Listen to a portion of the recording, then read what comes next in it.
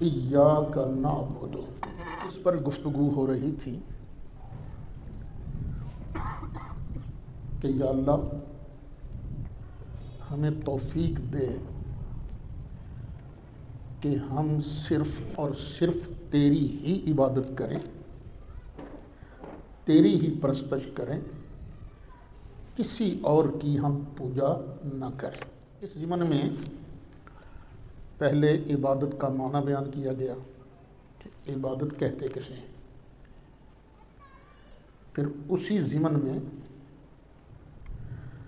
جو نجدی سوچ ہے اس کی غلطی کو واضح کیا گیا کہ یہ کہنا کہ اللہ کے پیاروں سے برکت حاصل کرنا یہ حرام ہے۔ پھر میں نے مثال بھی دی تھی، جب جاتے ہیں مکہ مکرمہ لوگ غار حرا پر جب چڑھنے لگتے ہیں تو نیچے نا ایک بورڈ لکھا ہوا ہے مختلف زبانوں میں، وہ لکھا کیا ہے؟ خبردار یہاں سے برکت حاصل کرنا حرام ہے۔ تو کئی لوگوں کی یہ سوچ ہے، لیکن جب قرآن مجید فرقان حمید پڑھتے ہیں، احادیث مبارکہ کا مطالعہ کرتے ہیں تو صاف نظر آتا ہے کہ اللہ والوں سے جس کی نسبت اللہ کے ساتھ ہو جائے اس سے برکت حاصل کی جاتی ہے۔ اللہ تعالیٰ نے بنی اسرائیل کی طرف نبی بنا کر بھیجا حضرت موسیٰ علیہ السلام کو۔ پھر وقت آیا کہ جناب موسیٰ علیہ السلام اللہ کے حکم سے اپنی قوم بنی اسرائیل کو لے کر مصر سے نکلے سمندر کی طرف۔ اب رستہ بھول گئے، بڑی کوشش کی، رستہ ہی نہیں ملتا۔ اللہ کی طرف رجوع کیا، یا اللہ یہ رستہ کیوں نہیں ملتا؟ تو جواب ملا کہ میرے پیارے نبی یوسف علیہ السلام نے ایک وصیت کی تھی کہ ایک وقت آئے گا یہاں سے میری قوم ہجرت کرے گی، تو وہ میرے جسم کو، میرے تابوت کو اپنے ساتھ لے کر جائے۔ اب جناب موسیٰ علیہ السلام نے پوچھنا شروع کیا، تمہیں پتہ ہے یوسف علیہ السلام کی قبر کدھر ہے؟ ہر کسی نے کہا جی ہمیں تو نہیں پتہ، ہمیں تو نہیں پتہ۔ ایک آدمی کہنے جی وہ جو بڑھیا مائی ہے نا اس کو شاید پتہ ہو۔ فرمایا بلاؤ اس کو بلایا گیا۔ جناب موسیٰ علیہ السلام نے پوچھا کیوں بی بی تمہیں پتہ ہے جناب یوسف علیہ السلام کی قبر کا؟ جی اللہ کے نبی پتہ ہے۔ فرمایا بتا کہاں ہے؟ تو اس نے کہا جی مفت میں میں نہیں بتاتی، مجھے کچھ دو۔ فرمایا تو کیا لے گی؟ اس نے کہا جی جنت میں آپ کی رفاقت۔ موسیٰ علیہ السلام کہیں کہ جنت لے لے، میری رفاقت چھوڑ۔ اس نے کہا جی نہیں، میں نے جنت میں آپ کی رفاقت لے لی ہے۔ موسیٰ علیہ السلام رفاقت دیتے نہیں، وہ بڑھیا مائی قبر کا پتہ بتاتی نہیں۔ آخر اللہ نے آرڈر دیا، موسیٰ اگر تو دے گا تو تیرا کچھ بگڑتا ہے؟ آتے ہا حکمہ، وہ دے جو مانگتی ہے نا دے دے اسے۔ فرمایا چل بڑھیا مائی، ہو گیا۔ اس نے کہا جی آئیے پھر میرے ساتھ۔ اب لوگ چلے، ایک جگہ چھوٹی سی جھیل بنی ہوئی تھی، چھوٹی سی، کہنے لگی جی یہاں سے پانی نکالو۔ پانی نکالا گیا، پھر ایک جگہ کہنے لگی یہاں سے کھدائی کرو۔ جب وہاں کھدائی کی گئی تو نیچے سے جناب یوسف علیہ السلام کا جسم مبارک نکلا۔ حضرت موسیٰ علیہ السلام نے حضرت یوسف علیہ السلام کے جسم مقدس کو لیا اور روانہ ہوئے تو رستہ مل گیا، سیدھے آپ سمندر کے کنارے پہنچ گئے۔ اس حدیث کو حافظ ابن کثیر نے نقل کیا، امام حاکم نے اپنی کتاب مستدرک کے اندر اس کو نقل کیا، مسند ابو یعلا کے اندر، صحیح ابن حبان کے اندر، اور پھر یہ وہ ناصر الدین البانی صاحب کا میں نے آپ کو بتایا تھا نا، یہ جو غیر مقلد حضرات ہیں، ان کے ایک بہت بڑے محدث تھے جن کو یہ لوگ اپنے وقت کا امام بخاری کہتے ہیں، ہے پڑھی، یہ ہے سلسلۃ الاحادیث الصحیحہ۔ اس کے اندر اس کی جلد ہے پہلی، صفحہ ہے 559 اور حدیث نمبر ہے 313۔ البانی صاحب نے کہا کہ بڑا عرصہ تک میں اس حدیث کو ضعیف سمجھتا رہا، سند کی وجہ سے نہیں بلکہ متن کی وجہ سے، کیونکہ اس حدیث کے لفظ ہیں کہ وہاں سے انہوں نے یوسف علیہ السلام کی عظام ہڈیاں نکالی،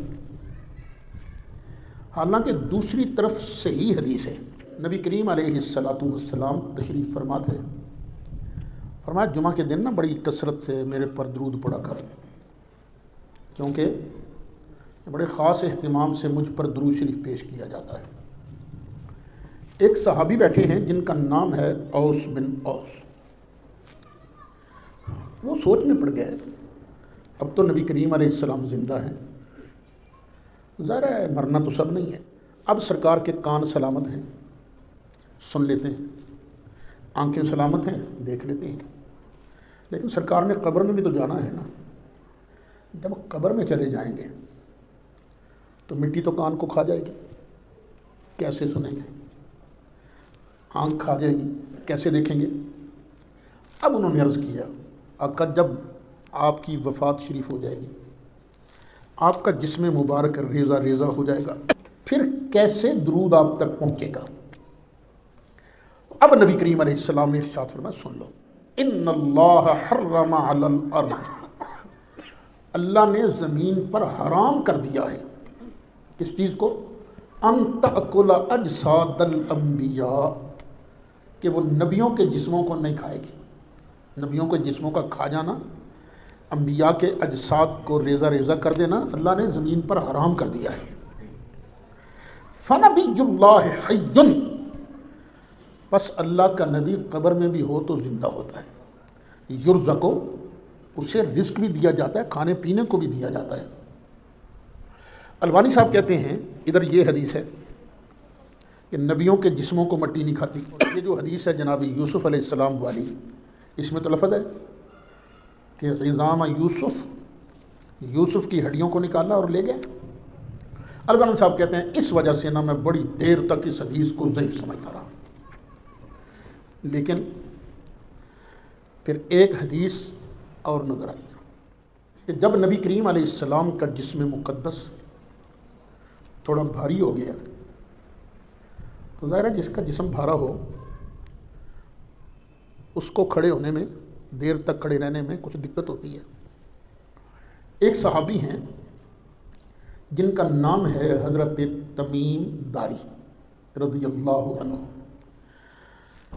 انہوں نے عرض کیا الا اتخذ لک منبرا یا رسول اللہ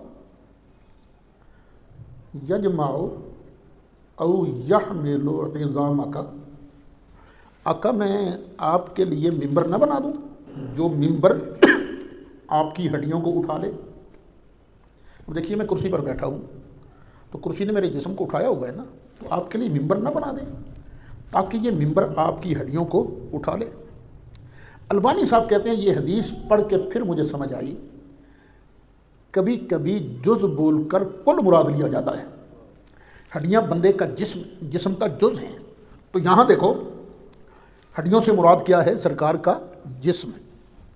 تو پتہ چلا وہاں بھی عظام سے مراد ہے یوسف علیہ السلام کا جسم مقدس، یعنی جو سوال پیدا ہو سکتا تھا اس کا بھی البانی صاحب نے جواب دے دیا ہے۔ اور یہ سرکار نے حدیث بیان کیسے کی، یہ یوسف علیہ السلام والا واقعہ کیسے بیان کیا؟ ایک مرتبہ ایک عربی آیا، کہنے لگا جی مجھے کچھ دیں۔ فرمایا کیا چاہتے ہو؟ کہنے لگا جی ایک اونٹنی جس پر ہودج بھی بنا ہو، بیٹھنے کے لیے، سفر کرنے کے لیے، جو دودھ بھی دیتی ہو تاکہ ہم اس کے دودھ سے بھی استفادہ کریں، اور ایک دودھ دینے والی بکری، بس آپ مجھے یہ دے دیں۔ سرکار نے فرمایا جا اوئے، تو نے تو تجھ سے تو موسیٰ علیہ السلام کے زمانے کی بڑھیا مائی اچھی نکلی۔ کیوں؟ اس نے مانگا تو جنت میں موسیٰ علیہ السلام کی رفاقت مانگی، تجھ سے تو وہ حضرت موسیٰ علیہ السلام کے زمانے کی بڑھیا مائی اچھی رہی۔ یعنی مطلب یہ تھا کہ وہ تھے کلیم اللہ اور میں ہوں حبیب اللہ، ان سے مانگی جنت، جنت میں رفاقت مانگی تو اللہ کے حکم سے آپ نے دے دی، اور ہمارے منہ پر تو نہ آتی نہیں ہے، ہم کسی کو نہ تو کرتے نہیں ہیں، اور وہ جو بھی مانگتا ہم اسے عطا کر دیتے ہیں۔ پھر صحابہ نے پوچھا آقا وہ بڑھیا مائی والا واقعہ ہے کیا؟ تو پھر نبی کریم علیہ السلام نے یہ بڑھیا مائی والا قصہ بیان کیا تھا۔ اب دیکھیے رستہ بھول گئے تھے، اللہ تعالیٰ ویسے بھی تو بتا سکتا تھا نا، موسیٰ ادھر چل، اے سیدھا راہ، نہیں بتایا، بلکہ یوسف علیہ السلام کی قبر انور کھولو، ان کا جسم مقدس ساتھ لو، پھر تمہیں رستہ ملے گا۔ پتہ چلا اللہ والوں کی باڈی جو ہے اس کی برکت سے بھولے ہوئے رستے نظر آ جاتے ہیں، اللہ والوں کی برکت سے، ان کے جسم کی برکت سے۔ اچھا ہم یہ بات یہاں ختم نہیں کرتے، پھر آگے چلتے ہیں۔ جناب موسیٰ علیہ السلام پہنچ گئے سمندر کے کنارے پر، ساتھ قوم بھی ہے۔ ادھر فرعون کو پتہ چلا یہ موسیٰ تو اپنی قوم کو لے کر نکل گیا، کیونکہ موسیٰ علیہ السلام کی قوم کو فرعونیت نے نوکر بنا کے رکھا ہوا تھا، ظلم کرتے تھے بڑا، اور یہ تو میرے ہاتھ سے نکل گیا، میرے پنجے سے نکل گئے۔ اب اس نے اپنی فوج لی اور بنی اسرائیل کا پیچھا کیا۔ ادھر سمندر کے کنارے جناب موسیٰ علیہ السلام ہے، اور پیچھے فرعون کی فوج ہے، پھر اس کے آگے سمندر۔ اللہ کے حکم سے جناب موسیٰ علیہ السلام نے اپنا عصا نکالا اور یوں کر کے سمندر پر مارا، تو اللہ تعالیٰ نے 12 رستے بنا دیے، 12 رستے، 12 قبیلے تھے، ہر قبیلے نے ایک ایک روڈ کو اختیار کر لیا، سمندر کے اندر ہی چلنا شروع ہو گیا۔ ادھر فرعون آ گیا تھا، اس نے دیکھا نا یہ رستے بنے ہوئے ہیں، تو اس نے بھی ان رستوں پر چلنے کی کوشش کی۔ اس کا جو وزیر تھا حامان، کہنے لگا اوئے اگے نہ جائیں، یہ موسیٰ دے رب نے تینوں روڑن واسطے رستے بڑھائے۔ کہنا ٹھیک ہے، اعلان کر دیا اس نے، جب تک ماں بدولت حکم نہ دے خبردار کسی نے قدم آگے نہیں بڑھانا۔ ادھر جبریل علیہ السلام آگے گھوڑے پر سوار تشریف لے آئے، انہوں نے کھینچا، فرعون گھوڑے پر سوار تھا، رہ نہ سکا پیچھے، پیر وہ بھی سمندر کے درمیان پہنچے، وہ پار گزر گئے تھے موسیٰ علیہ السلام کی قوم۔ اللہ نے فرعونیوں کو وہیں غرق کر دیا۔ موسیٰ علیہ السلام کی قوم میں ایک سنیارا تھا، بنی اسرائیل کا تو نہیں تھا، باہر سے آیا تھا، دوسری برادری کا تھا۔ اس کی نگاہ پہ ایک بڑی شان والا جوان ہے، بڑا خوبصورت جوان ہے، یہ کون ہے؟ اتنا سونا، اتنا جوان، اوپر سے لے کر نہ نیچے تک اس نے دیکھا، گھوڑے پر نظر پڑی، گھوڑے کو دیکھا، اس کی ٹانگوں کو دیکھا، اس کے پیروں کو دیکھا، جب پاؤں پر پڑی نہ نظر، اس نے دیکھا کہ جہاں اس جوان کے گھوڑے کا قدم لگتا ہے، فٹ نیچے سے سبزہ اگاتا ہے، سبزہ پڑتا ہے. اس کے دل میں آیا اوہو یہ تو جبریل ہے. جبریل. پھر اس نے پتہ کیا کہ جہاں جبریل کے گھوڑے کے قدم لگے تھے وہاں سے اس نے مٹی اٹھائی. مٹی اٹھا کے پڑیا باندھی اور جیب میں رکھ لی. اس بات کو ذرا ذہن میں رکھیے گا. موسیٰ علیہ السلام آباد ہو گئے قوم کے ساتھ. اللہ کریم نے بلایا موسیٰ علیہ السلام کو. آ موسیٰ میں تمہیں تورات دوں گا. جناب موسیٰ کلیم اللہ علیہ السلام کوہ طور پر چلے گئے. یہ جو تھا نا سامری، اس کے دل میں بت پرستی تھی. یہ جس طرح ہندوؤں کے یہاں رواج ہے نا گائے کو پوجنا، اس کا بھی نہ کچھ ذہن تھا اس طرح کا. اس نے بنی اسرائیل سے کہا وہ یار جس خدا کو ہم سجدے کرتے ہیں، جس خدا کی ہم پوجا کرتے ہیں وہ تو ہمیں نظر ہی نہیں آتا، سواد ہی نہیں آتا، مزہ ہی نہیں آتا. تم کہو تو میں تمہیں خدا نہ بنا دوں. دیکھو بلے بلے بھائی بلے، جب سامنے خدا ہوگا پھر عبادت کا مزہ ہی کچھ اور ہوگا. بالکل تو بنا دے. اب اس نے کیا کیا؟ کہنے لگا وہ جو سونا چاندی تمہارا ہے، تمہارے پاس ہے نا، وہ سارا مجھے دے دو. فرعونیوں سے لیا تھا انہوں نے، یہ کہہ کر کے ہم نے عورتوں نے ان کی عورتوں سے لیا تھا زیور کہ ہم نے جانا ہے ایک جگہ تو دو، ہمیں ضرورت پیش آئے گی. اس نے کہا یہ سارا مجھے دے دو. انہوں نے دے دیا. سنیارا تھا بڑا کاریگر. اس نے اس سارے زیورات کو پگھلایا اور پگھلا کر اس نے بڑا خوبصورت بچڑا یہ اس نے بنا لیا. اب اس نے ایک حرکت کی. اس حرکت کی وجہ سے یہ سونے چاندی کا بنا ہوا بچڑا بولنے لگ گیا. کہنے لگا دیکھو سونے چاندی کا بنا ہوا بچڑا بولتا ہے نہیں، چلتا ہے نہیں، تو یہ دیکھو بول رہا ہے کہ نہیں بول رہا؟ کہ بول رہا ہے. پھر یہی خدا ہے تمہارا. او بھائی اشکے، بھائی اشکے، یہ تو ہمارے رب جی ہیں. انہوں نے اس کی پوجا شروع کر دی. ہارون علیہ السلام نے بڑا منع کیا. چند لوگوں نے حضرت ہارون علیہ السلام کی بات مانی، باقیوں نے نہیں، یہ بچڑا ہمارا معبود ہے، بچڑا ہمارا خدا ہے. اچھا تب جناب موسیٰ علیہ السلام واپس آئے. بتا اللہ نے وہیں دیا تھا کوہ طور پر ہی کہ موسیٰ تیری قوم بے ایمان ہو گئی. اکثر انہوں نے بچڑے کو معبود بنا لیا ہے. بتائی اللہ نے بات. ٹھیک ہے یا اللہ. وہ طبیعت پر زیادہ اثر نہیں ہوا. جب واپس تشریف لائے اپنی آنکھوں سے دیکھا کہ قوم تو بت پرستی کر رہی ہے، یہ بچڑے کی عبادت کر رہی ہے، بڑا غصہ آیا.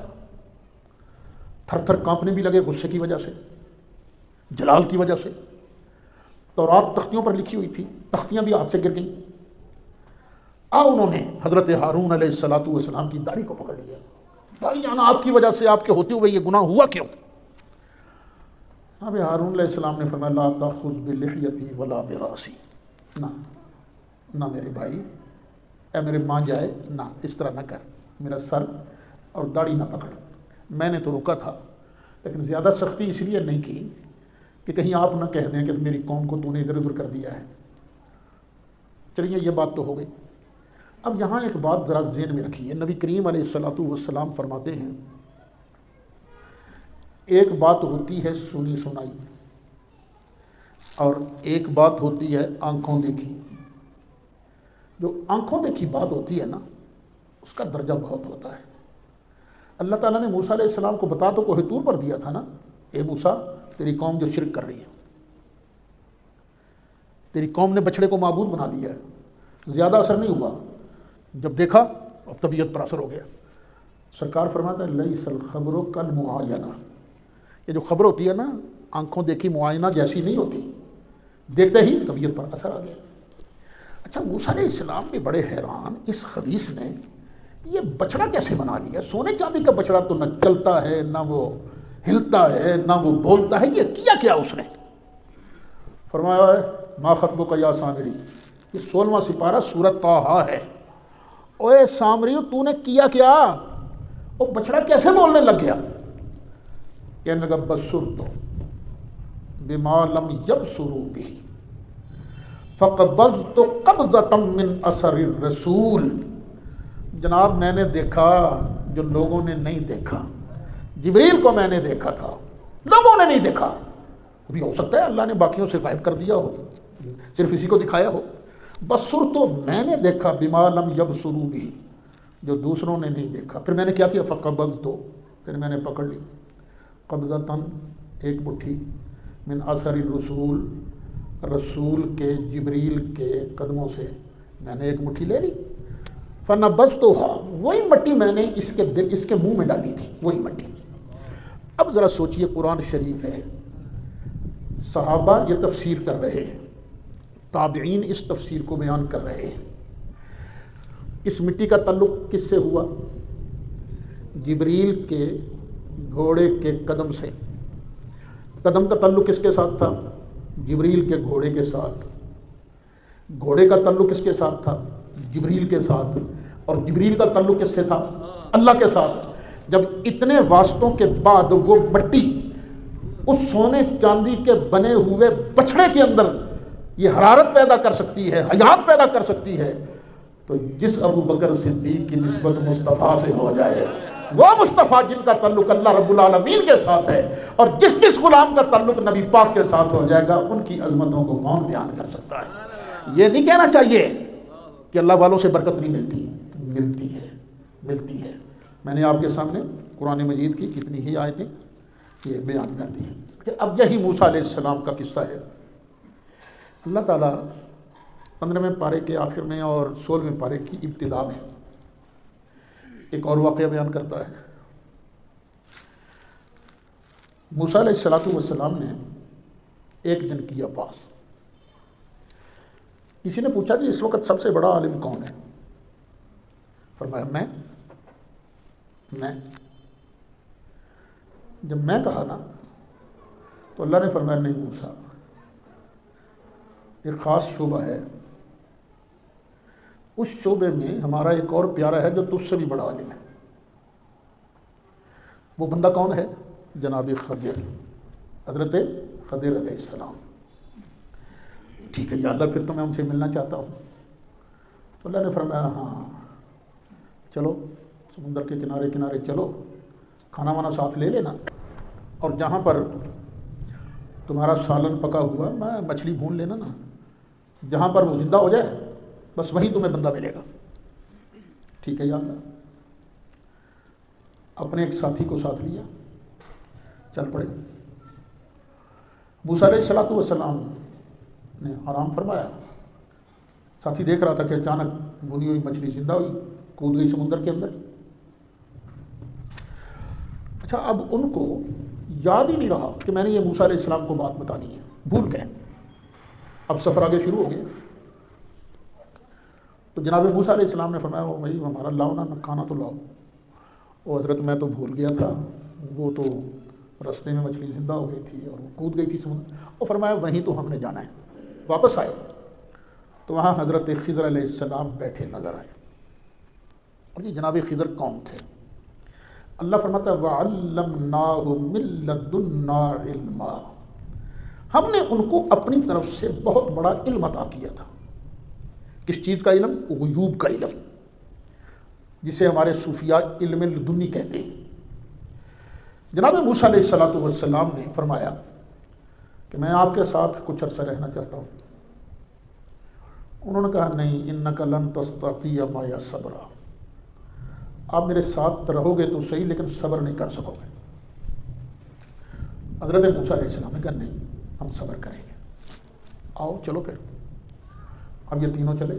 ایک جگہ ایک کشتی والا تھا، مسافروں کو لے کے جا رہا تھا دوسرے کنارے پر. تو یہ تینوں کشتی میں بیٹھ گئے. آگے گئے تو جناب خضر علیہ السلام نے کشتی کا ایک تختہ توڑ دیا. جناب موسیٰ علیہ السلام تو شریعت کے عالم تھے، شریعت کے ماہر تھے، اور یہ کسی اور چیز کے عالم تھے. رہ نہ سکے، کیونکہ جو شریعت کا عالم ہے اس پر لازم ہے کہ شریعت کی خلاف ورزی ہو تو بولے. جو مداہنت کرتا ہے وہ صحیح عالم نہیں ہے. جناب موسیٰ علیہ السلام نے کہا یہ آپ نے کیا کیا؟ ان بیچاروں نے تو کرایہ بھی نہیں لیا اور آپ نے ان کی کشتی کو داغدار کر دیا، یہ تو ہم ڈوب جائیں گے. اور اللہ کی شان ہے، کشتی کا ایک تختہ توڑا گیا تھا لیکن پانی کشتی کے اندر نہیں آیا، جا رہی ہے کشتی نیچے سے، ایک تختہ غائب ہے، پانی اندر نہیں داخل ہو رہا۔ تو انہوں نے فرمایا میں نے کہا نہیں تھا کہ آپ صبر نہیں کر سکیں گے، یاد آ گیا، ہاں ٹھیک ہے جی چلیے۔ آگے گئے، کنارے پر اترے تو آگے کچھ بچے کھیل رہے تھے۔ حضرت خضر علیہ السلام نے ایک بچہ، بڑا خوبصورت بچہ تھا، اس کو پکڑا، دور لے جا کے گردن میں روڑ دی، قتل کر دیا اس کو۔ اب شریعت میں تو کسی کو خام خواہ قتل نہیں کیا جا سکتا، نہ ہی شریعت کے اندر کسی دوسرے کے مال کو عیبناک بنایا جا سکتا ہے، اور جناب خضر نے یہ دونوں کام کیے تھے، نہیں رہ سکے۔ فرمایا یہ آپ نے کیا کیا، آپ نے بالکل بے گناہ بچہ مار دیا۔ انہوں نے پھر کہا میں نے کہا نہیں تھا آپ صبر نہیں کر سکو گے۔ اور پھر یاد آ گئی بات، فرمانے لگے اچھا ایک موقع اور دے دیجیے۔ فرمایا چلو آگے گئے، ایک بستی نظر آئی، وہاں کے لوگوں کو انہوں نے کہا یار ہمیں کچھ کھلاؤ پلاؤ، اور بڑے شوم قسم کے لوگ تھے، کنجوس۔ انہوں نے کہا جاؤ جاؤ پھٹا کھاؤ، کچھ نہیں ملے گا۔ اچھا بھائی تمہاری مرضی۔ اب یہ آگے نکلے، اس بستی کے باہر دیکھا ایک دیوار ہے جو بالکل گرنے والی ہے۔ جناب خضر علیہ السلام دیوار کے پاس آئے، بس ایسے ہی کیا ہاتھ کا اشارہ، ایسے ہی وہ دیوار سیدھی ہو گئی۔ اب حضرت موسیٰ علیہ السلام پھر نہ رہ سکے، فرمانے لگے یہ آپ نے کیا کیا، آپ ان سے مزدوری تو لے لیتے، کم از کم کو کھانے پینے کا سامان تو بنتا نا، انہوں نے ہمیں کچھ کھلایا پلایا نہیں، آپ نے مفت میں ہی ان کا کام کر دیا۔ فرمایا ھذا فراق بینی و بینک، بس اب ہماری اور آپ کی جدائی ہو جائے گی۔ اب فرمایا جو کچھ ہوا میں آپ کو ان چیزوں کی حقیقت بتاتا ہوں۔ وہ کشتی والا تھا غریب آدمی، اس کا ذریعہ روزگار صرف یہ کشتی تھی، اور دوسرے کنارے پر بادشاہ کے نوکر، بادشاہ کے سپاہی کھڑے تھے، جو انہیں کشتی اچھی نظر آتی اس کو غصب کر لیتے، چھین لیتے۔ اگر وہ چھین لیتے تو اس بیچارے کا روزگار تو ختم ہو گیا تھا نا، میں نے اس کے روزگار کو بچانے کے لیے یہ کیا تھا۔ اور فرمایا وہ جو بچے کا قتل تھا وہ اس لیے کہ اس بچے کے ماں باپ نیک تھے، اور اگر یہ زندہ رہتا تو بڑے ہو کر نے اس نے اپنے ماں باپ کو بھی ظالم بنا دینا تھا، تو اللہ کے حکم سے میں نے کڑا کک نکال دیا اس کا۔ اب اما الجدار، اور جہاں تک دیوار کی بات ہے، فکان لغلامین یتیمین، یہ دیوار دو یتیم لڑکوں کی دیوار ہے، وتحتہ کنز لہما، اور اس دیوار کے نیچے دونوں کا خزانہ پڑا ہوا تھا، وکان ابوہما صالحا، اور ان دونوں کا باپ بڑا نیک بندہ تھا، تو ان کے باپ کی نیکی کی وجہ سے میں نے ان کے خزانے کی حفاظت کی ہے۔ جب بڑے ہو جائیں گے، چیز سنبھالنے کے لائق ہو جائیں گے، پھر اللہ تعالیٰ کوئی سبب بنا دے گا، یہ خزانہ ان کو مل جائے گا۔ اب دیکھیے قرآن ہے، ان دو یتیم لڑکوں کا جو خزانہ تھا وہ بچایا گیا۔ کیوں بچایا گیا؟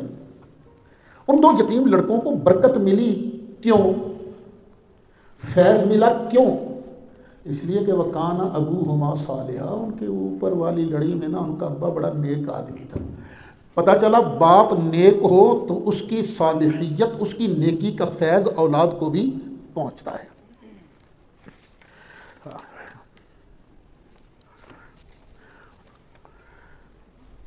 یہ نہ کوئی سمجھے کہ پتہ نہیں ہم اپنی طرف سے بیان کر رہے ہیں۔ وہ علماء دیوبند کے ہیں نا، مولانا مفتی شفیع صاحب، جو دیوبند میں مفتی رہے، پھر کراچی انہوں نے دارالعلوم بنایا، انہوں نے جو کچھ لکھا ہے بس میں آپ کو سنا دیتا ہوں، اس پر تبصرہ نہیں کروں گا۔ وہ لکھتے ہیں وَكَانَ أَبُوهُمَا صَالِحًا، اس میں اشارہ ہے کہ یتیم بچوں کے لیے مدفون خزانے کی حفاظت کا سامان بذریعہ خضر علیہ السلام، اصل لفظ کیا ہے؟ خضر، خضر بھی پڑھا جاتا ہے، اس لیے کرایا گیا کہ ان یتیم بچوں کا باپ کوئی مرد صالح اللہ کے نزدیک مقبول تھا، اس لیے اللہ تعالیٰ نے اس کی مراد پوری کرنے اور اس کی اولاد کو فائدہ پہنچانے کا یہ انتظام فرمایا۔ محمد بن منقدر رحمۃ اللہ علیہ فرماتے ہیں کہ اللہ تعالیٰ ایک بندے کی نیکی اور صلاحیت کی وجہ سے اس کی اولاد اور اولاد کی اولاد اور اس کے خاندان کی اور اس کے آس پاس مکانات کی حفاظت فرماتے ہیں۔ مفتی شفیع صاحب نے حوالہ دیا ہے تفسیر مظہری کا۔ پھر آگے لکھتے ہیں، قرطبی میں ہے، تفسیر قرطبی میں، کہ حضرت شبلی رحمۃ اللہ علیہ فرمایا کرتے تھے کہ میں، حضرت شبلی اپنے بارے فرمایا کرتے تھے کہ میں اس شہر کے لیے اور پورے علاقے کے لیے امان ہوں، یعنی میری وجہ سے یہ پورے علاقے والے امن امان میں رہ رہے ہیں۔ اچھا، جب ان کی وفات ہو گئی تو ان کے دفن ہوتے ہی کفار دیلم نے دریائے دجلہ کو عبور کر کے بغداد پر قبضہ کر لیا۔ ایک تو کافروں نے بغداد پر قبضہ کر لیا۔ اس وقت لوگوں کی زبان پر یہ تھا کہ ہم پر دوہری مصیبت ہے، ڈبل مصیبت ہے۔ کون کون سی؟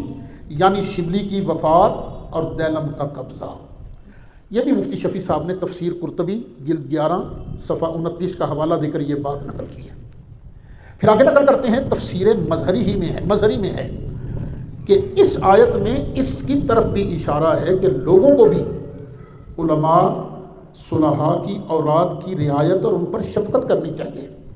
یعنی ہمیں بھی چاہیے، آپ کو بھی، مجھے بھی، کہ اللہ کا کوئی نیک بندہ ہو اور اس کی اولاد جو ہے ان کے ساتھ شفقت کا برتاؤ کریں، ان کی رعایت کریں۔ یہ نہیں کہ ان پر نکتہ چینی شروع کر دیں، ان پر دبڑ غصہ کرنا شروع کر دیں، نہیں، جب تک وہ بالکل ہی کفر و فسق و فجور میں مبتلا نہ ہو جائے۔ ہاں، ایک بات ہے، ضروری تو نہیں کہ باپ نیک ہے تو اولاد بھی نیک ہو، لیکن اگر نیکی ہو تھوڑی بہت کچھ نہ تو ان کا حیا کرو، ان کا احترام کرو۔ لیکن اگر بالکل ہی فاسق فاجر ہو جائیں، کفر کے اندر مبتلا ہو جائیں، تو پھر جس طرح نوح علیہ السلام کے بیٹے کا اللہ نے حیا نہیں کیا تھا، وَإِنَّهُ لَيْسَ مِنْ أَهْلِكَ، چھوڑ نو پیارے نوح، یہ تیرا ہے ہی نہیں، تیرا تو وہ ہے جو تیرے نقش قدم پر چلنے کی کوشش کرتا ہے، جو تیرا مخالف ہو جائے وہ تیرا کیسے ہوا؟ تو جب اولاد ہی کافر بن جائے، فاسق و فاجر ہو جائے، تو پھر اس کے ساتھ ان کا تعلق نہیں رہتا۔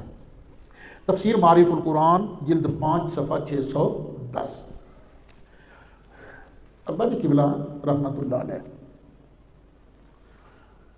انہوں نے یہ جو مال ہے نا ظاہری، اولاد کے لیے نہیں چھوڑا، جان بوجھ کر نہیں چھوڑا۔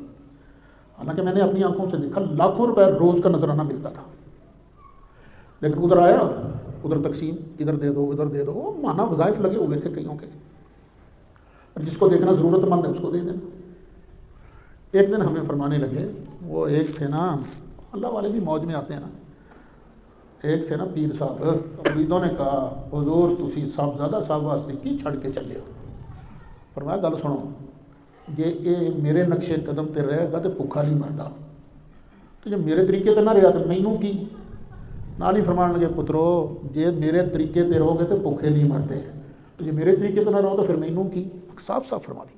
یعنی بعض اللہ والے ایسے ہیں کہ ان کی نیکی کی برکت جو ہے ان کی اولاد کو ملتی ہے۔ یہ تو آپ نے عبارت سنی مفتی شفیع صاحب کی، یہ مفتی شفیع صاحب بھی تھانوی صاحب کے مرید بھی ہیں اور ان کے خلیفہ بھی ہیں۔ ایک اور ہیں تھانوی صاحب کے خلیفہ، ان کا نام ہے مولانا عبد الماجد دریابادی، پہلے بھی ان کا حوالہ گزرا ہے۔ انہوں نے لکھا ہے کہ مال کے غیبی تحفظ میں دخل والدین کی صالحیت کو بھی تھا۔ یہ لکھ کر پھر آگے لکھتے ہیں، اس سے علماء محققین نے یہ نتیجہ نکالا ہے کہ والدین کی صالحیت اولاد کو فائدہ پہنچاتی ہے، بشرطے کہ اولاد خود بھی نیک ہو اور پسر نوح کی سی نہ ہو۔ پھر انہوں نے آگے چند تفاسیر کے حوالے دیے ہیں۔ جساس کے حوالے سے لکھا ہے، فیہ دلالۃ علی ان اللہ یحفظ الاولاد لصلاح الآباء۔ کبیر کے حوالے سے لکھا، فیہ دلیل علی ان الرجل الصالح یحفظ فی ذریتہ وتشمل برکۃ عبادتہ لہم فی الدنیا والآخرہ۔ تفسیر ابن کثیر کے حوالے سے لکھا، یدل علی ان صلاح الآباء یفید العنایۃ باحوال الابناء۔ خلاصہ یہ کہ ماں باپ کی نیکی کا اثر اولاد تک بھی پہنچتا ہے۔ یہ تفسیر ماجدی صفحہ 618۔ وہ جو میں نے بتایا تھا نا کہ جناب خضر علیہ السلام نے ویسے ایسے کیا تھا، دیوار کو ہاتھ ہی لگایا تھا، دیوار سیدھی ہو گئی، یہ حوالہ آپ نوٹ کر لیں، معالم التنزیل اور خازن، یہ جو کٹھی چھپی ہوئی ہے، اس کا جلد ہے 4، صفحہ ہے 226۔ تفسیر ابن جریر جلد 16، صفحہ 187۔ تفسیر ابن کثیر جلد 3، صفحہ 98۔ اب ایک اور آیت مبارکہ سن لیں۔ جس چیز کا تعلق اللہ کے پیاروں کے ساتھ ہو جاتا ہے وہ چیز اللہ کو بھی پیاری لگتی ہے۔ یہ کہنا کہ ان سے برکت حاصل نہیں ہوتی، یہ بالکل غلط بات ہے۔ عبادت اور چیز ہے، تعظیم اور احترام اور چیز ہے۔ دیکھیے اللہ کریم نے کچھ قسمیں بیان فرمائی ہیں۔ ہمارے لیے حکم یہ ہے کہ ہم غیر اللہ کے نام کی قسم نہیں کھا سکتے، اور اللہ تو مالک ہے، اللہ تو معبود ہے، وہ خود مختار ہے، جو چاہے کرے، اس کو کون پوچھ سکتا ہے۔ اللہ تعالیٰ نے بھی اپنی مخلوق میں سے کچھ چیزوں کی ٹور بنانے کے لیے ان کی قسمیں بیان کی ہیں۔ اللہ تعالیٰ نے کئی قسمیں بیان کی ہیں، ایک قسم میں آپ کے سامنے رکھ دیتا ہوں، کئی بار آپ نے سنی ہے۔ اللہ کریم فرماتا لا اقسم بہذا البلد، مجھے قسم ہے محبوب اس شہر مکہ کی۔ کیوں مکہ شہر کی قسم ہے؟ وَأَنْتَ حِلٌّ بِهَذَا الْبَلَدِ، محبوب پیارے تو اس شہر میں رہتا ہے نا، تیری وجہ سے مجھے شہر مکہ کی قسم۔ اب شہر کا تعلق ہو گیا محبوب کے ساتھ، تو یہ شہر بھی عظمت والا بن گیا کہ نہیں بن گیا؟ اور اللہ کے بندوں نہ کیا کہا کرو نہیں جی غیر اللہ کا ادب نہیں کرنا، غیر اللہ کی تعظیم نہیں کرنی، ان سے برکت حاصل نہیں ہوتی۔ مکہ شریف سے برکتیں حاصل ہوتی ہیں کہ نہیں ہوتی؟ مدینہ منورہ سے برکتیں حاصل ہوتی ہیں کہ نہیں ہوتی؟ کتنی برکت حاصل ہوتی ہے؟ یہاں 1,00,000 نماز پڑھو تو اتنا اجر نہیں ملتا جتنا وہاں جا کے حرم مکہ کے اندر ایک نماز پڑھو تو اللہ تمہیں اجر عطا فرماتا ہے۔ ایک اور آیت بھی سن لیجیے، اللہ ایک اور قسم بیان کرتا ہے، فرمایا وَالْعَادِيَاتِ ضَبْحًا، مجھے قسم ہے ان گھوڑوں کی جو میدان جہاد میں تیزی سے دوڑتے ہیں، زور سے ہانپتے ہوئے۔ جب اس حالت میں ہوتا ہے تو اللہ کہتا ہے مجھے ان گھوڑوں کی قسم۔ اب گھوڑوں کی، یہ 30واں پارہ ہے، سورۃ عادیات ہے، پہلی آیت ہے۔ اب اللہ نے قسم کس کی بیان کی؟ اس گھوڑے کی جو جہاد میں استعمال ہوا، پورے گھوڑے کی بھی نہیں، اس کی اس حالت کی جو وہ زور سے ہانپتا ہے۔ یہاں سے پتہ چلا کہ جو اللہ کی راہ میں مجاہد ہے نا، غازی، اس کی شان بہت اعلیٰ ہے۔ رب نے ان کے گھوڑوں، بلکہ گھوڑوں کی سانس، ٹاپ، غبار وغیرہ کی قسم ارشاد فرمائی۔ اب گھوڑے میں کیا ہے؟ گھوڑے نے اپنی پشت پر سوار کیا کس کو؟ غازی کو، مجاہد کو۔ تو اس غازی کی برکت سے کس کی شان بڑھ گئی؟ گھوڑے کی۔ جب گھوڑے نے غازی کو سوار کیا، گھوڑے کی شان بڑھ گئی۔ تو جب ابو بکر نے اپنے کندھوں پر مصطفیٰ کو سوار کیا تھا تو اس وقت ابو بکر صدیق کی عظمت کا عالم کیا ہوگا۔ اسی طرح مولا مرتضیٰ نے مقام صحابہ میں اپنی ران پر اپنی گود میں نبی کریم علیہ الصلوۃ والسلام کے سر انور کو اٹھایا تھا، تو اس موقع پر مولا علی کی شان کا عالم کیا ہوگا؟ مولا علی کی شان کا۔ جب وفات شریف کا وقت آیا، نبی مکرم شفیع معظم جان دو عالم صلی اللہ علیہ وسلم کی وفات شریف کا وقت آیا، تو سرکار تو پہلے لیٹے ہوئے تھے نا بستر پر، پھر ذرا تکلیف محسوس ہوئی تو حضرت سیدہ طیبہ طاہرہ حضرت عائشہ صدیقہ نے سرکار کو اٹھایا اور خود سرکار کے پیچھے بیٹھ گئی۔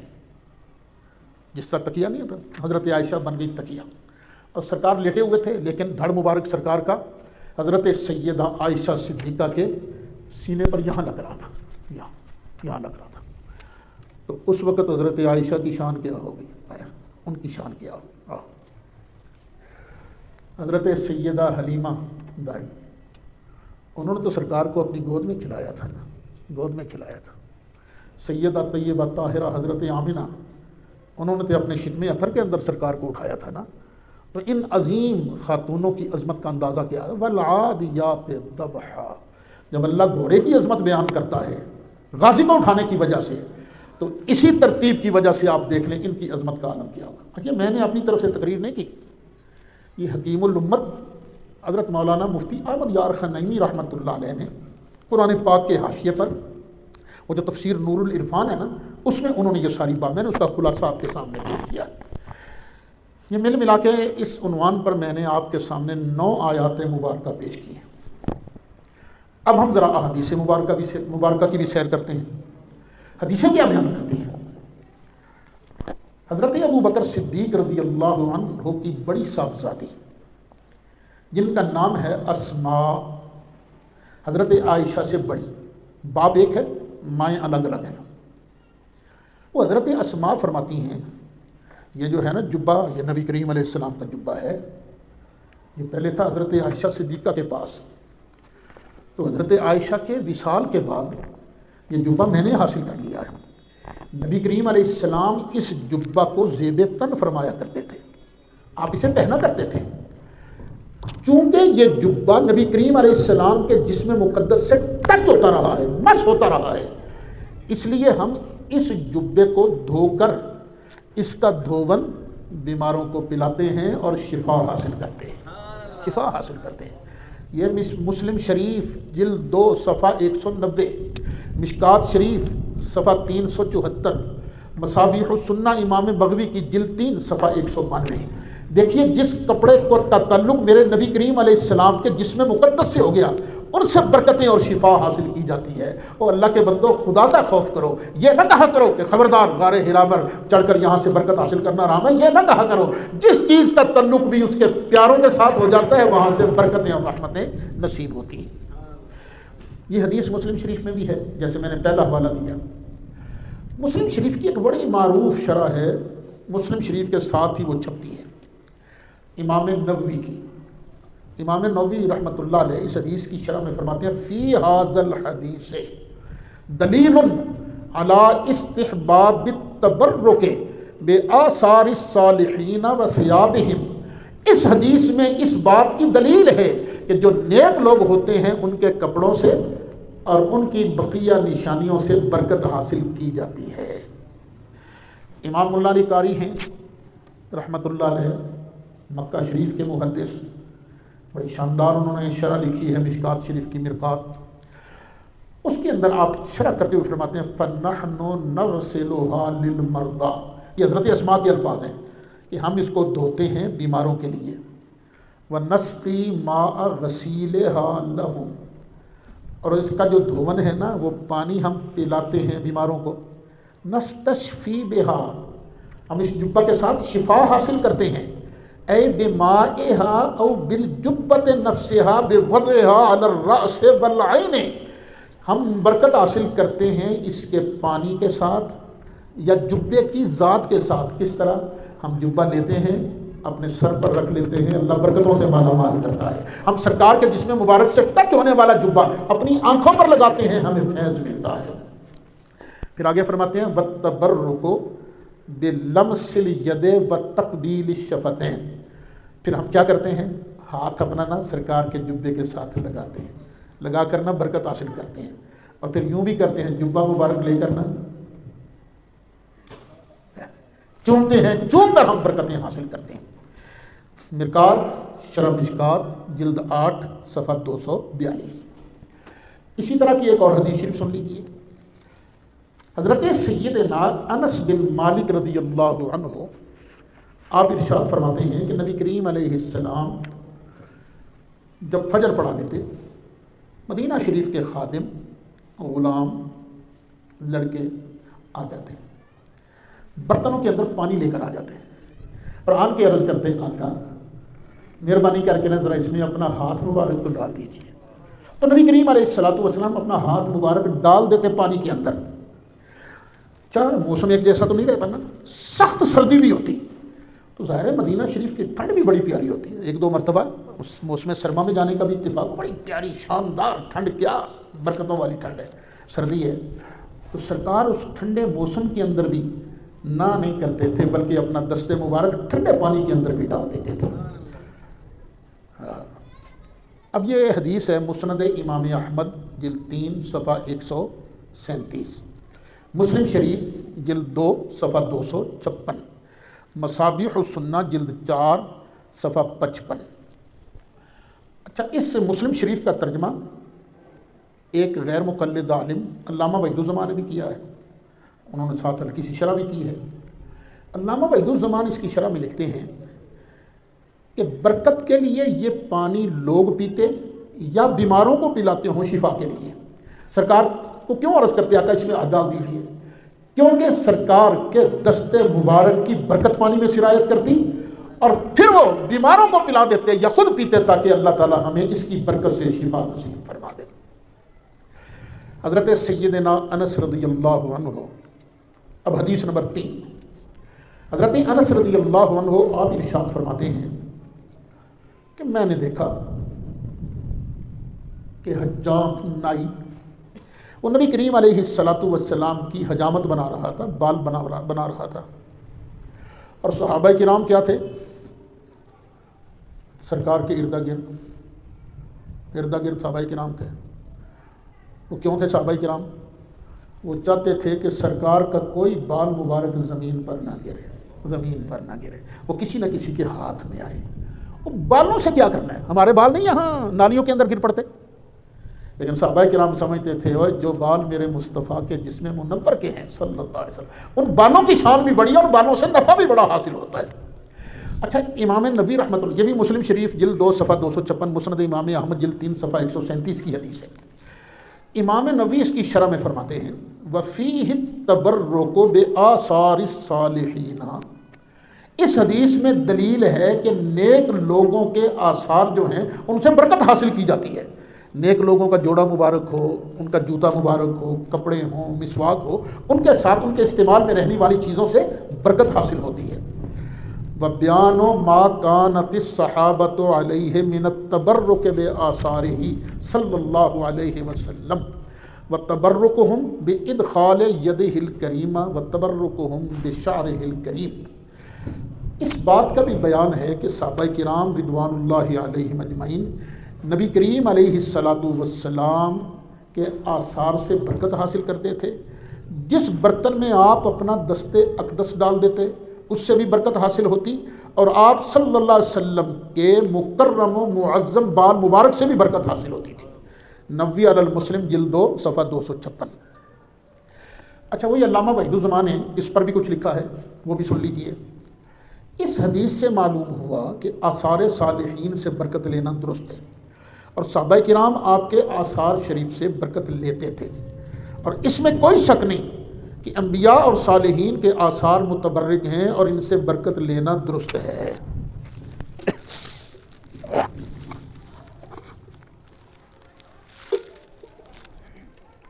اب حدیث نمبر 4، حضرت عثمان بن عبداللہ بن موہب ارشاد فرماتے ہیں کہ ام المومنین سیدہ طیبہ طاہرہ حضرت ام سلمہ رضی اللہ عنہا کے پاس ایک ڈبیا تھی، چاندی کی ڈبیا۔ اس ڈبیا کے اندر کیا تھا؟ نبی کریم علیہ السلام کے چند منہ مبارک، سرکار کے بال مبارک تھے۔ وَكَانَ إِذَا أَصَابَ الْإِنسَانَ عَيْنٌ أَوْ شَيْءٌ بَعَثَ إِلَيْهَا مِخْضَبًا، جب کسی شخص کو لگ جاتی نا نظر یا کوئی اور بیماری ہوتی تو وہ پانی کا برتن ام المومنین حضرت سیدہ طیبہ طاہرہ ام سلمہ کے پاس بھیج دیتا، تو وہ اس میں نبی کریم علیہ السلام کے بال مبارک والی ڈبیا نا یوں اس کے اندر گھول دیتی تھی۔ بال مبارک تو ٹچ بھی نہیں ہوا پانی سے، وہ تو ڈبیا کے اندر ہے، لیکن پھر بھی سرکار کے جسم اقدس کے مقدس بالوں کی برکت سے اللہ تعالیٰ شفا عطا فرما دیتا۔ یہ حدیث بخاری شریف کی ہے، جلد 2 صفحہ 475۔ اچھا، اس حدیث کی شرح میں پھر علامہ وحید الزمان لکھتے ہیں اس حدیث سے نکلا کہ منہ مبارک سے برکت لینا اور بیماری یا نظر کے لیے اس کو پانی میں ڈبو کر اس کا استعمال کرنا یا پینا درست ہے۔ یعنی یہ کہنا کہ سے برکت حاصل نہیں ہوتی، یہ حرام ہے، گناہ ہے، شرک ہے، یہ بات غلط ہے۔ عبادت اور چیز ہے اور اللہ والوں کے ساتھ نسبت اور چیز ہے۔ ایک بڑے امام گزرے ہیں، امام بدر الدین عینی، عین ایک جگہ ہے، عینی عین والے، اور حضرت سیدنا محدث اعظم پاکستان حضرت علامہ مولانا ابو الفضل محمد سردار احمد رحمۃ اللہ علیہ، وہ عینی کو کہتے ہیں عینی، نہیں یہ میری آنکھ ہے، یہ میری ٹھنڈ ہے. یہ عمدۃ القاری کو، امام بدر الدین عینی کی کتاب عمدۃ القاری کو، اسی عمدۃ القاری کے اندر اس کی شرح میں امام بدر الدین عینی فرماتے ہیں وَكَانَ النَّاسُ عِنْدَ مَرْضِهِمْ يَتَبَرَّكُونَ بِهَا وَيَسْتَشْفُونَ مِنْ بَرْكَتِهَا وَيَأْخُذُونَ مِنْ شَعْرِهِ وَيَجْعَلُونَهُ فِي قَدْحٍ مِنَ الْمَاءِ فَيَشْرَبُونَ الْمَاءَ الَّذِي فِيهِ الشَّعْرُ فَيَحْصُلُ لَهُمُ الشِّفَاءُ. کہ لوگ اپنی بیماری کے وقت اس سے برکت حاصل کرتے اور اس کی برکت سے شفا یاب ہوتے. آپ کے بال مبارک کو لیتے، پھر اسے پانی کے برتن میں رکھتے، پھر اس پانی کو پیتے. جس میں بال مبارک ہوتا تو انہیں شفا مل جاتی. اللہ اکبر. 4 حدیثیں بیان ہو گئی ہیں. 5ویں، یہ 5ویں بھی مسلم شریف کی حدیث ہے. حضرت سیدنا انس بن مالک ارشاد فرماتے ہیں رضی اللہ عنہ کہ نبی کریم علیہ السلام نے جب آخری حج فرمایا نا، تو نبی کریم علیہ السلام مزدلفہ سے ہو کر واپس مینا میں تشریف لائے، جمرہ پر تشریف لائے. جمرہ کہتے ہیں نا جہاں وہ شیطان بنے ہیں نا، انہیں جمرہ بھی کہتے ہیں. وہاں ان کے سرکار نے رمی فرمائی. رمی کا مطلب کیا ہے؟ پتھر مارنا. کنکری پکڑی، 1 2 3 4 5 6 7 رب رحمان کو راضی کرنے کے لیے اور شیطان کو ذلیل کرنے کے لیے. اچھا، سرکار نے رمی فرمائی. جب رمی فرمائی تو پھر واپس مینا میں اپنی قیام گاہ پر تشریف لائے. پھر سرکار نے قربانی کی. پھر سرکار نے نائی کو بلایا، حجامت بنانے والے کو. پھر سرکار نے اپنے سر انور کی جو دائیں سائڈ ہے نا، فرمایا یہاں سے بال کاٹو گے، یہاں سے کاٹو. بال کاٹے. پھر فرمایا یہاں سے بال کاٹو. بال کاٹے. ثم جعل یؤتیہ الناس. پھر نبی اکرم صلی اللہ علیہ وسلم نے خود اپنے بال مبارک لوگوں میں بانٹنے شروع کر دیے. سرکار خود بال مبارک بانٹ رہے ہیں. کیوں بانٹ رہے ہیں سرکار؟ کیوں بانٹ رہے تھے سرکار؟ سرکار کو پتہ تھا جس پانی میں میرا ہاتھ لگ جائے وہ پانی شفا والا، اور جس کے پاس میرا بال مبارک ہو جائے گا وہ بھی برکتوں والا ہو جائے گا، شفا والا ہو جائے گا. صحیح مسلم شریف جلد 1 صفحہ 421. امام نبوی میں اس کی شرح میں فرمایا کہ اس سے بھی ثابت ہوا کہ نبی کریم علیہ السلام کے صالحین کے آثار سے برکت ملتی ہے. حدیث نمبر 6. امام ابن سیرین فرماتے ہیں کہ میں نے عبیدہ سے کہا کہ ہمارے پاس نبی کریم علیہ السلام کے چند منہ مبارک ہیں، یہ ہمیں ملے کدھر سے ہیں؟ حضرت انس رضی اللہ عنہ کی طرف سے ملے ہیں یا ان کے اہل خانہ سے ملے ہیں؟ جب انہوں نے کہا نا کہ ہمارے پاس تو سرکار کے بال مبارک ہیں، اب حضرت عبیدہ حسرت سے کہنے لگے اگر نبی کریم علیہ السلام کا ایک بال مبارک بھی میرے پاس ہو تو وہ بال مبارک میرے ہاں اتنا قیمتی ہے کہ پوری دنیا اور دنیا کی دولت سے بڑھ کر وہ بال مبارک میرے لیے قیمتی ہے. اور اگر بال مبارک میں فیض نہیں تھا، اگر بال مبارک میں برکت نہیں تھی، تو وہ کیوں کہتے ہیں حضرت عبیدہ کہ ہائے میرے پاس بھی ایک بال مبارک ہوتا تو مجھے دنیا اور ما فیہا سے بہتر ہوتا.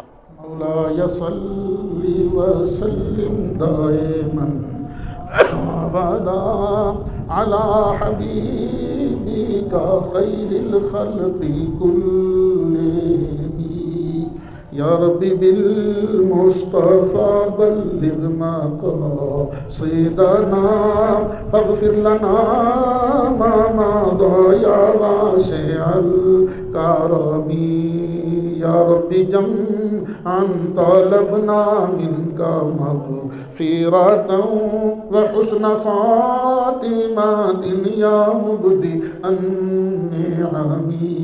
وصلی اللہ تعالی علی رسولہ یا رحمۃ اللہ.